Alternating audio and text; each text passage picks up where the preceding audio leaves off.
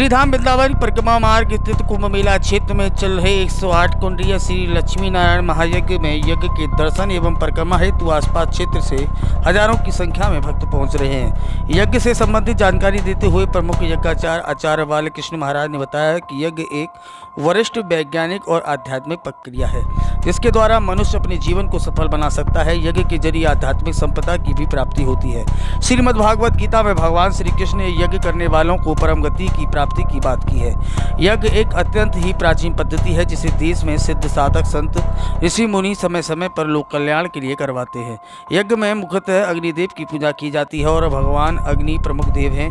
हमारे द्वारा दी जाने वाली आहुति को अग्निदेव अन्य देवताओं के पास ले जाते हैं, फिर वे ही देव प्रसन्न होकर उन छवियों के बदले कई गुना सुख समृद्धि और अन्न धन देते हैं। यज्ञाचार्य ने बताया कि प्रत्येक हवन कुंड में 200 किलो सामग्री लगती है। राजस्थान से 350 पीपा घी मंगाया गया है। लगभग 8 महीने से गाय का शुद्ध घी इकट्ठा करने का कार्य चल रहा था। लगभग 50 किलो काले तिल, 50 किलो जौ एवं 50 किलो चावल एक हवन कुंड के लिए हवन सामग्री में लगाया जा रहा है। यज्ञ में भाग लेने वाले यजमानों के द्वारा पूर्व विधि विधान का पालन किया जा रहा है।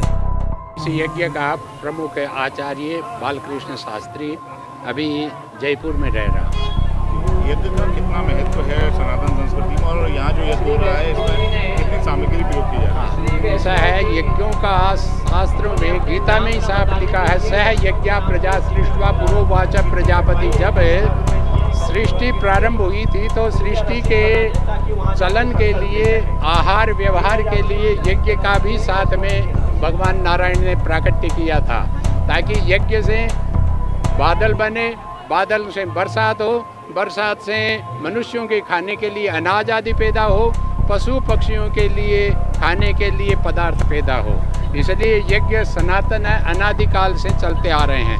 हालांकि युगों के परिवर्तन के कारण से बीच बीच में यज्ञों के अंदर कुछ व्यवधान आए, प्रदर्शन यज्ञ ज़्यादा होने लगे, लेकिन यह है यज्ञ विधि से हो, इस बात का ध्यान रखा गया है।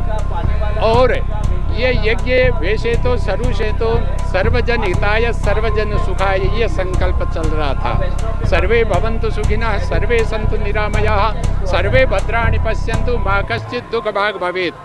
सब मांगलिक चीज़ देखें, कोई भी रोगी नहीं हो, सब निरोग हो और आपस में प्रेम और सौहार्द बढ़े। तो ये दो चीज़ें तो शुरू से चल रही थी, सर्वजन हिताय सर्वजन सुखाय।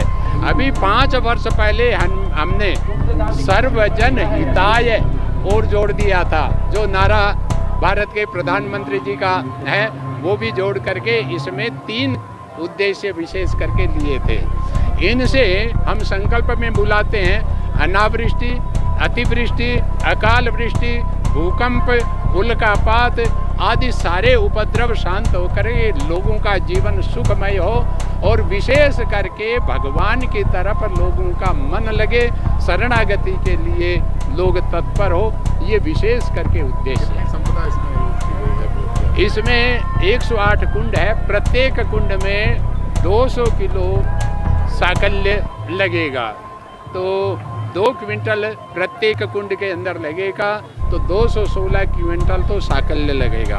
350 शुद्ध देसी गाय का घी राजस्थान के अंदर करीब 8 महीने से इकट्ठा करके और तैयार किया गया है।